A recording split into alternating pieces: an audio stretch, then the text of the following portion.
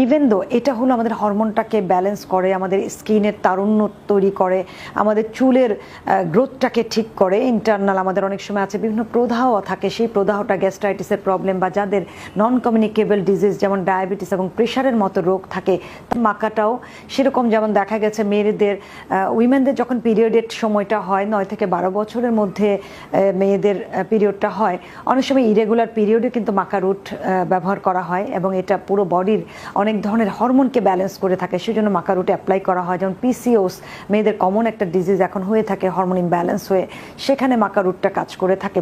এছাড়াও বডিতে যেমন পুরুষের হলো টেস্টোস্টেরন, উইমেনদের এস্ট্রোজেন, এই ধরনের হরমোনগুলোরকে শরীরের লেভেলটাকে বৃদ্ধি করার জন্য বা কার্যকারিতা বৃদ্ধি করার জন্য সাধারণত এগুলোর কোনো পার্শ্ব প্রতিক্রিয়া থাকে না, যেহেতু একেবারেই হার্বাল এবং এটা অর্গ্যানিক প্রোডাক্ট। সো অর্গ্যানিক প্রোডাক্টে খুব একটা পার্শ্ব প্রতিক্রিয়া থাকে না।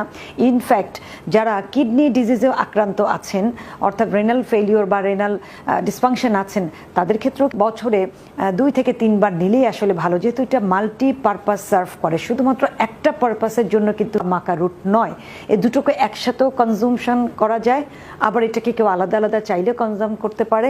এটাতে নারী পুরুষ বলে ভাগ নেই, নারী এবং পুরুষ উভয়ের স্বাস্থ্যের উপকারিতা মাকা রুটে আছে।